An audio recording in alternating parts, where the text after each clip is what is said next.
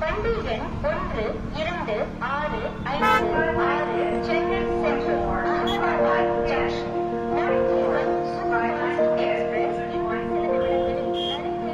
உலகமயமாக்குதலுக்கு பிறகு உலகமே எலக்ட்ரானிக்ஸ் மயமாகிட்டு இருக்கிறத நம்ம பார்க்குறோம். எதிர்காலத்தில் எல்லாமே எலக்ட்ரானிக்ஸ் அப்படிங்கிற போது எலக்ட்ரானிக்ஸோட பரிணாம வளர்ச்சியை பற்றி அறிஞ்சிக்கிறதுக்கு எனக்கு ஆர்வம் பிறந்துச்சு.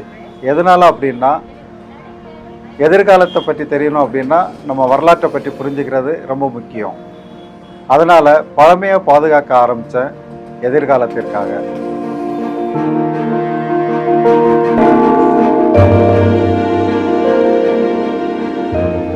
என்னுடைய பேர் ஜோஸ் டென்சிங் க்ரூஸ். நாகர்கோவில் என்னுடைய பூர்வீகம். ஆனால் நான் இப்போ ஒரு சென்னை வாசி.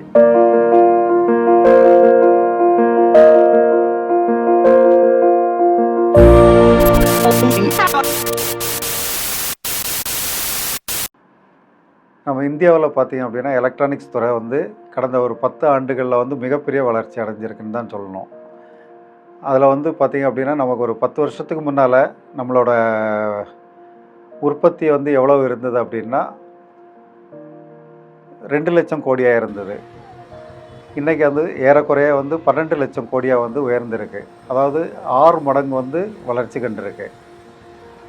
இது ஒரு மிகப்பெரிய வளர்ச்சி. அதே மாதிரி அதில் குறிப்பாக எடுத்துக்கிட்டோம் அப்படின்னா மொபைல் ஃபோன், இது உற்பத்தியானது ஒரு 10 வருஷத்துக்கு முன்னால் 1500 கோடியாக இருந்தது. இன்றைக்கி ஏறக்குறைய 2 லட்சம் கோடியை தொட்டிருக்கு.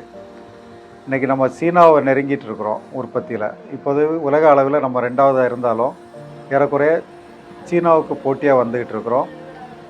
இதில் என்ன அப்படின்னா, நமக்கு இவ்வளோ வளர்ச்சி ஒரு குறிப்பிட்ட 10 வருஷத்தில் இவ்வளோ வளர்ந்த ஒரு எலக்ட்ரானிக்ஸ் துறை இன்னும் ஒரு 10-20 வருஷம் போகும்போது நம்ம மிகப்பெரிய அளவில் இருப்போம். மிகப்பெரிய உற்பத்தி நடக்கும் நம்ம இந்தியாவில். இது எல்லாமே பார்த்திங்கன்னா நம்ம ப்ரொடக்ஷன் அடுத்த நாட்டிலேருந்து வாங்கி, அதில் குறிப்பாக நம்மளோட சின்ன நாடுகளெல்லாம் நம்பி தான் இருக்கிறோம். நம்ம இப்போ தான் சில சிப் மேனுஃபேக்சரிங்கை பற்றி, மேனுஃபேக்சரிங் யூனிட்டை பற்றியெல்லாம் யோசித்து சிலதெல்லாம் ஆரம்பிச்சிருக்காங்க. ஆனால் நம்மள்ட்ட இருந்து இதுவரைக்கும் ஒரு இன்னோவேட்டிவாக ஒரு ப்ராடக்டை கண்டுபிடிச்சோம் அந்த மாதிரி எதுவுமே இல்லை. இன்றைக்கி பார்த்திங்க அப்படின்னா நம்ம பயன்படுத்தக்கூடியது எல்லா பொருளுமே, அது வீட்டில் நம்ம பண்ணக்கூடிய ஐஓடியாக இருக்கட்டும், ஐஓடி பேஸ்டு ப்ராஜெக்ட்ஸ் பண்ணோம் அப்படின்னாலும் எல்லாமே நம்ம வெளிநாட்டில் இருந்தால் பொருட்களை வாங்க வேண்டியிருக்கு. கம்ப்யூட்டர் ஹார்ட்வேர் பொருளை பொறுத்த அளவில் எல்லாமே நம்ம இம்போர்ட் பண்ணிட்டு தான் இருக்கோம். லேப்டாப்ஸு அசம்பிளிங் தான் பண்ணுறோம். பட் அதோட பேசிக் காம்பனன்ட்ஸு, அதோட ரா மெட்டீரியல் எல்லாமே பார்த்திங்க அப்படின்னா இம்போர்ட் பண்ண தான் செய்கிறோம். இன்றைக்கு வரைக்கும் நம்மளோட ஒரு பிசிபி டிசைனிங் பேசிக் லெவலில் தான் வச்சுருக்கிறோமே தவிர ஹை டெக்னாலஜியில் எதுவுமே இல்லை. அதே மாதிரி இன்னொன்று குறிப்பாக நமக்கு research very very less compare பண்ணும்போது, வெளிநாடுகளை கம்பேர் பண்ணும்போது ரொம்ப குறைவு.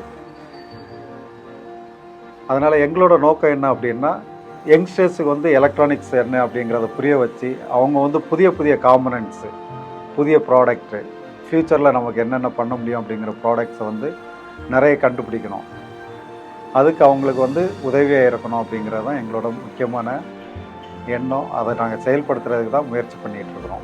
ஒரு காலத்தில் கம்ப்யூட்டரை பார்க்குறதே அபூர்வமாக இருந்தது. ஆனால் 2000 ஆரம்பத்தில் பார்த்திங்க அப்படின்னா எல்லா வகையான கம்ப்யூட்டர்ஸ், குறிப்பாக ஆப்பிள் வர ஆரம்பிச்சது. அதுக்கப்புறம் இன்டலோட motherboards, plus assembling computers நிறைய வந்தது. டெல்லு, ஹெச்பி, இந்த மாதிரி ஐபிஎம்மோட கம்ப்யூட்டர்ஸ், இந்த மாதிரி இதெல்லாம் பெருமளவில் செயலாக ஆரம்பிச்சது. அதனால் சர்வீஸோட தேவையும் அதிகரிச்சது. அதனால் நாங்கள் நிறைய பேரை பசங்களெல்லாம் வேலைக்கு வச்சு மவுண்ட் ரோட்டில் ஆஃபீஸ் வச்சுருந்தேன். அதுக்கப்புறமா இதுலேயே 20 வருஷமாக நாங்கள் ஒர்க் பண்ணிகிட்டு இருந்தேன். தொடர்ந்து பிஸ்னஸ் தான். ஆனால் இந்த எலக்ட்ரானிக்ஸ் தொழிலுக்கு நம்ம ஏதாவது செய்யணும் அப்படிங்கிற மாதிரி நிறைய திங்கிங் இருந்தது. அப்படி இருக்கும்போது தமிழ்நாட்டில் பார்த்திங்க அப்படின்னா டீட்டா அப்படிங்கிற ஒரு அசோசியேஷன், இது தமிழ்நாடு மின்னணு தொழிலாளர் சங்கம் அப்படிங்கிறது தான் இதோட ஃபுல் ஃபார்ம். இதை பெஞ்சமின் ஐயா அவங்க ஆரம்பித்து 25 வருஷமாக நடத்திக்கிட்டு இருக்கிறாங்க. நான் அதில் ஒரு சில பொறுப்புகள் எடுத்து அதிலேருந்து ஒர்க் பண்ண ஆரம்பித்தேன். அப்படி இருக்கும்போது ஒரு சிறிய யோசனை என்ன அப்படின்னா, நம்ம வந்து எல்லாருமே எலக்ட்ரானிக்ஸ் இதில் இருக்கிறோம், ஃபீல்டில் இருக்கிறோம். நம்ம வந்து இந்த எலக்ட்ரானிக்ஸில் வந்து இந்த மக்களுக்கு பயன்படுற மாதிரி ஏதாவது செய்யணும் அப்படிங்கிற மாதிரி ஒரு திங்கிங் இருந்தது. அப்போ வந்து நாங்கள் வந்து நிறைய அந்த காலத்தில் பார்த்தீங்க அப்படின்னா ஹார்ட் டிஸ்கெல்லாம் அவ்வளோ பெருசாக இருக்கும். அதெல்லாம் நிறைய வந்து சேர்த்து வச்சுக்கிட்டு இருந்தோம். ஹார்ட் டிஸ்க்கு, பழைய மானிட்டர்ஸ் பார்த்தீங்க அப்படின்னா அவ்வளோ பெருசாக இருக்கும் சிஆர்டி. அதுக்கப்புறம் வந்து அதுலேயே பார்த்தீங்க அப்படின்னா லேப்டாப் அதெல்லாம் வந்து பார்த்தீங்கன்னா 2 கிலோ 3 கிலோ வெயிட்டில் இருக்கிற மாதிரி வர லேப்டாப்பெல்லாம் வந்தது. இதெல்லாம் சேர்த்து வைக்க ஆரம்பித்தோம் ஒரு குறிப்பிட்ட இதில். அப்புறம் பெஞ்சமின் அவங்க எல்லாம் சேரெல்லாம் வந்து என்ன சொன்னாங்க அப்படின்னா, நம்ம ஏன் எல்லா எலக்ட்ரானிக்ஸ் பொருட்கள் அதாவது பழமையை வந்து பாதுகாக்கலாமே அப்படிங்கிற ஒரு எண்ணம் வந்தது. அப்படி இருக்கும்போது நாங்கள் வந்து பழைய பொருட்களை தேடி அலைய ஆரம்பித்தோம். அதில் குறிப்பாக வந்து பார்த்திங்கன்னா டிவி, கேமரா, ப்ரொஜெக்டர்ஸு, அப்புறம் வந்து கம்ப்யூட்டர்ஸ் இதெல்லாம் வந்து தேடி பயணிக்க ஆரம்பித்ததில் நிறைய விஷயங்கள். இப்போ கேமராலாம் பார்த்திங்கன்னா 1910லேருந்து உள்ள கேமரா வந்து நாங்கள் சேர்த்து வச்சுருக்கோம். அதுக்கடுத்தது கம்ப்யூட்டர் பார்த்திங்கன்னா 1990லேருந்தே உள்ள கம்ப்யூட்டர்ஸ் எல்லாம் இருக்குது. அதே மாதிரி ப்ரொஜெக்டர்ஸ் பார்த்திங்க அப்படின்னா 1950லேருந்தே 8mm பிரிண்ட், ரீல் ப்ரொஜெக்டர், அப்புறம் வந்து 16mm இது எல்லாமே இருக்குது. அதுக்கப்புறம் பார்த்திங்கன்னா ரேடியோஸ், வால் ரேடியோஸு, அப்புறம் வந்து டிரான்சிஸ்டர் ரேடியோஸு இது எல்லாமே சேகரித்து வச்சுருக்கோம். அதே மாதிரி ரெக்கார்ட் பிளேயர்ஸ் பார்த்திங்க அப்படின்னா வந்து அந்த காலத்தில் வந்து ரெக்கார்ட் பிளேயர்ஸ்லேருந்து இன்றைக்கு வரைக்குள்ள வித்தியாசமான பிளேயர் எல்லாமே சேகரித்து வச்சுருக்கோம். எதுக்காக அப்படின்னா, நம்ம வந்து பழமையை எந்த அளவுக்கு தெரிஞ்சுக்கிறோமோ அந்த அளவுக்கு நம்ம வருங்காலத்தில் எந்த அளவுக்கு டெக்னாலஜி எல்லாம் வளரும் அப்படிங்கிறது ஓரளவு புரிதல் நமக்கு கிடைக்கும். ஏன் அப்படின்னா, ஆரம்பத்தில் எடுத்துக்காட்டுக்கு பார்த்திங்க அப்படின்னா ஆரம்பத்தில் டிவியெல்லாம் வரும்போது சிஆர்டி வித் வெறும் ரெசிஸ்டரை வச்சு மட்டும்தான் வந்தது, ரெசிஸ்டர் அண்ட் இது.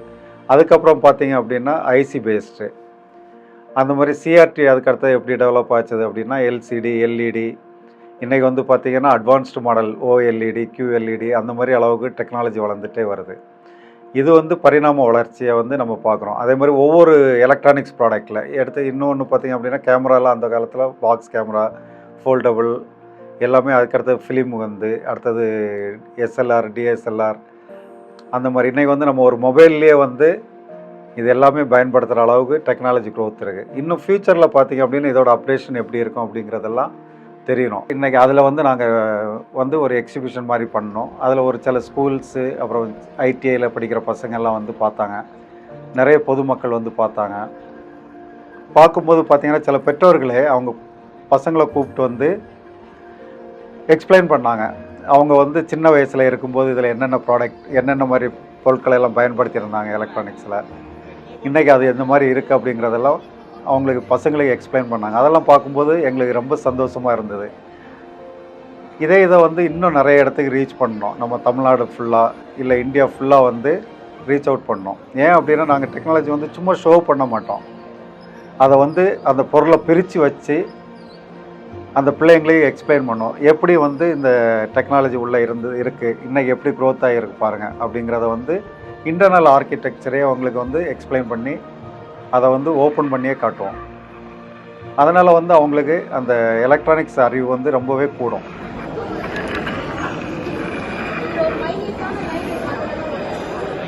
இப்போ வந்து நாங்கள் இந்த மாதிரி எக்ஸிபிஷன் எல்லாம் பண்ணுறதுக்கு வந்து நாங்கள் வந்து எங்களுக்கு பொருட்கள் வாங்கி என் வீட்டில் தான் நிறைய வச்சுக்கிட்டு இருக்கிறேன். இப்போது வந்து நிறைய பொருட்கள் வருது, ஆனால் வைக்கிறதுக்கு இடம் இல்லாமல் முடிஞ்ச வரைக்கும் என் வீட்டில் எவ்வளோ வைக்க முடியுமோ அவ்வளோ வந்து வீட்டில் சேகரித்து வச்சுருக்கிறேன்.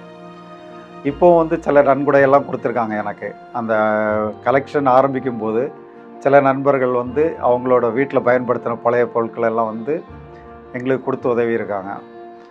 ஆனால் நாங்கள் பெரும்பாலும் பார்த்திங்க அப்படின்னா வாங்கினது இந்தியாவில் இருந்து அகமதாபாத், டெல்லி, அதே மாதிரி தமிழ்நாட்டில் பார்த்திங்கன்னா எல்லா மார்க்கெட்டுக்கும் போயிருக்கிறோம். பொதுவாக வந்து சென்னையில் இருக்கிற பல்லாவரம் மார்க்கெட்டுக்கு எல்லா ஃப்ரைடேயும் மார்னிங்கே போவோம். அதுக்கப்புறம் வெள்ளூர் மார்க்கெட் போவோம், பாண்டிச்சேரி, மதுரை, திண்டுக்கல் எல்லா இடத்துக்குமே தமிழ்நாட்டில் பெரும்பாலான இடங்களில் சுற்றி கோயம்புத்தூர் வாங்கியிருக்கோம். எல்லா பொருட்களுமே அப்படி வாங்கினது தான். அதே மாதிரி இதை வந்து ஒவ்வொரு முறை எக்ஸிபிஷன் வைக்கணும் அப்படின்னா எங்களுக்கு என்ன பெரிய ப்ராப்ளம் அப்படின்னா லாஜிஸ்டிக்ஸு. ஏன்னா எல்லாமே பெரிய பொருட்கள், நிறைய கேமராவை தவிர எல்லாமே பார்த்திங்கன்னா எல்லாமே பெருசு. டிவி, அப்புறம் வந்து ப்ரொஜெக்டர்ஸு இது எல்லாமே வந்து கொண்டு போகிறதுக்கு லாஜிஸ்டிக்ஸ் பண்ணுறதுல வந்து பெரிய சிரமம் இருக்குது. அதேமாரி நாங்கள் அந்த எக்ஸிபிஷன் சிறப்பாக நடத்தினோம்.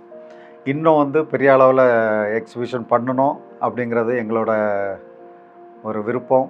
இதை வந்து பிள்ளைங்களை வந்து ஸ்கூல் படிக்கிற பசங்க ப்ளஸ் காலேஜில் படிக்கிற பசங்களுக்கெல்லாம் இதை கொண்டு சேர்க்கணும் அப்படிங்கிறது எங்களோட ஒரு பெரிய ட்ரீம். இதுக்கு வந்து ரொம்ப துணையாக இருக்கிறது யார் அப்படின்னு பார்த்தீங்க அப்படின்னா, இன்றைக்கி என் கூட எங்கள் டீட்டா ஃபவுண்டர் பெஞ்சமின் ஐயா அவங்க வந்து ஏறக்குறைய அவங்களுக்கு 65 வயசாகுது. இன்னும் ஒரு இளைஞர் மாதிரி என் கூட வந்து எல்லா வாரமும் நாங்கள் வந்து இந்த மார்க்கெட்டுக்கு நாங்கள் 2 பேரும் தான் சுற்றி அலைஞ்சி அவ்வளோ பொருட்கள் ஏறக்குறைய 1500 2000 பொருட்களுக்கு மேலே வந்து சேர்த்துருக்குறோம். இதுக்கு வந்து அவங்க ரொம்ப உறுதுணையாக இருந்தாங்க, இன்னும் இருந்துக்கிட்டு இருக்கிறாங்க. இதில் முக்கியமாக நான் வந்து ரொம்ப இது பண்ணோம் அப்படின்னா என் மனைவி. இதெல்லாம் பர்ச்சேஸ் பண்ணிட்டு வரும்போது ஆரம்பத்தில் வந்து எங்கே வைக்கலாம் அப்படிங்கிறது ஒரு பெரிய கொஸ்டின் மார்க் இருந்தது. இப்போ வாடகைக்கு எடுத்து வைக்கணும் அப்படின்னா அதோட ஒரு இன்வெஸ்ட்மெண்ட்ஸு இந்த மாதிரிலாம் இருக்கும்போது வீட்டில் சொல்லிகிட்டு இருக்கும்போது என் மனைவி சொன்னாங்க, நீங்கள் ஏன் அவ்வளோ யோசிக்கிறீங்க, நம்ம வீட்டிலே வைக்கலாம் அப்படின்னு சொல்லிட்டு அவங்க தான் நிறைய இடங்களை வந்து செல்ஃபு, இந்த கபோர்டு இதெல்லாம் வந்து ஒதுக்கி கொடுத்து ஏற்கனவே இருந்த பொருட்களெல்லாம் எடுத்துகிட்டு நம்ம வந்து இதில் வந்து வைக்கலாம் அப்படின்னு சொல்லிட்டு ஒரு ஐடியா கொடுத்தாங்க. ஒரு கட்டத்தில் பார்த்தீங்க அப்படின்னா நிறையவே வந்துருச்சுது பொருட்கள். கடைசியில் வீட்டில் ஹாலில் பாதி இருக்கும், பெட்ரூமில் பாதி, அங்கங்கே இந்த மாதிரி வரும்போது கூட முகம் சுளிக்காமல் எனக்கு ரொம்ப சப்போர்ட்டிவாக இருந்தது என்னோடய மனைவி. அதனால் அவங்களுக்கு நான் இந்த ஒரு இதில் வந்து நன்றி சொல்ல விரும்புகிறேன். ஏன் அப்படின்னா இன்றைக்கு வரைக்கும் நீங்கள் இதை வந்து சிறப்பாக செய்யணும்னு சொல்லிட்டு எனக்கு ஊக்கத்தை கொடுக்குறத தவிர என்றைக்குமே நெகட்டிவாக பேசுனதோ ஏன் இதை இவ்வளோ வந்து வீட்டில் சேர்க்குறீங்க அப்படின்னு சொல்லிட்டு சொன்னது கிடையாது. அதே மாதிரி என்னோடய பசங்க 2 பேரும் எப்போதுமே இப்போ மார்க்கெட்டில் இருந்தாலும் வாங்கிட்டு வரும்போது பார்த்திங்கன்னா அவ்வளோ குப்பையாக இருக்கும். சிலதெல்லாம் சில இடங்களில் வாங்குறது நல்லாயிருக்கும், சிலது ரொம்ப மோசமாக இருக்கும். அப்போ அதை க்ளீன் பண்ணி அதை அழகாக எடுத்து வைக்கிறதுக்கெல்லாம் உதவியாக இருக்கிறது என் பசங்க 2 பேர். அதே மாதிரி எங்களோட இன்னொரு முக்கியமான இது என்ன அப்படின்னா, இப்போ இந்த மாதிரி எக்ஸிபிஷன் பண்ணுறோம். எக்ஸிபிட் பண்ணும்போது வந்து பார்க்குற ஸ்டூடெண்ட்ஸ் அதில் நிறைய பேருக்கு வந்து இன்ட்ரெஸ்ட் இருக்கும். இந்த இது இன்ட்ரெஸ்ட் வரும்போது அவங்களுக்கு அதை எப்படி இதில் வரலாம் அப்படிங்கிறதெல்லாம் வந்து தெரியாமல் இருக்கும். அதுக்காக நாங்கள் என்ன பண்ணலாம் அப்படின்னு ஐடியா அப்படின்னா, எங்களுக்கு ஏற்கனவே நாங்கள் வந்து ட்ரெயினர்ஸ் இருக்காங்க எங்கள் அசோசியேஷனில்.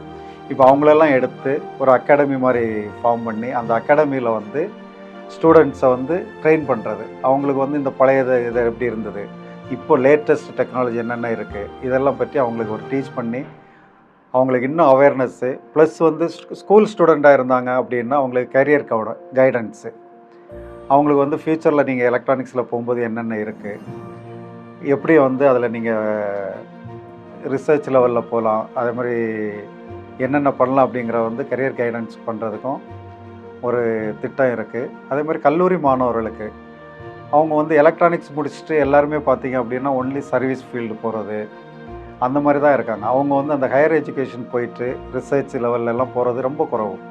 பெரும்பாலும் நம்ம இதில் வந்து ரிசர்ச் யார் பண்ணுறாங்க அப்படின்னா காலேஜ் ப்ரொஃபஸர்ஸ் இவங்க தான். ஆனால் வந்து அதேமாரி ஒன்லி நம்ம வந்து ரிசர்ச் ஃபீல்டுக்குன்னு போகிறவங்க வந்து ரொம்ப குறைவு. அதனால் வந்து நம்ம வந்து புதுசாக நிறைய யங்ஸ்டர்ஸ் வந்து ரிசர்ச் ஃபீல்டில் எலக்ட்ரானிக்ஸில் வரணும், அதை உருவாக்குறதுக்கு வந்து ஒரு நல்ல அகாடமி, அதே மாதிரி அந்த அகாடமியில் வந்து சும்மா இது இல்லாமல் ஹேண்ட்ஸ் ஆன் ட்ரைனிங் மாதிரி, அதாவது நம்ம பழைய டெக்னாலஜி எப்படி இருந்தது, அந்த டெக்னாலஜி வந்து எவ்வளோ க்ரோதாக இருக்குது அப்படிங்கிறதெல்லாம் நாங்கள் சேகரித்து வச்சுருக்க இந்த பொருட்கள் மூலம் அவங்களுக்கு எக்ஸ்பிளைன் பண்ணி பண்ணணும் அப்படிங்கிறத எங்களோட எய்ம். அதுக்கான இடங்கள் எல்லாம் தேடிக்கிட்டு இருக்கிறோம். அதே மாதிரி இப்போ நாங்கள் வந்து இலவச ட்ரைனிங் யூடியூப் சேனல் வச்சுருக்குறோம். அதில் வந்து இப்போ பார்த்திங்க அப்படின்னா நிறைய டிவி சர்வீஸ் பண்ணுறது எப்படி, பேசிக்கில் இருந்து அட்வான்ஸ்ட் லெவல் வரைக்கும் நம்ம பண்ணிகிட்ருக்குறோம். இன்னும் வந்து யங்ஸ்டர்ஸ் வந்து புரிஞ்சுக்கிற அளவுக்கு கொண்டு வரணும் அப்படிங்கிறது எங்களோட எய்ம். அதோட மெட்டீரியல் ப்ரிப்ரேஷன்ஸு இதெல்லாம் நாங்கள் பண்ணிகிட்ருக்குறோம். அடுத்தது வந்து யூடியூப்பில் வந்து பசங்களுக்கு வந்து என்கரேஜ் பண்ணுற மாதிரி, அதே மாதிரி ஈஸியாக புரிஞ்சுக்கிறது மாதிரி, எலக்ட்ரானிக்ஸை பற்றி புரிஞ்சுக்கிறது மாதிரி வீடியோஸ் எல்லாம் நிறைய இன்னும் அப்லோட் பண்ணுவோம்.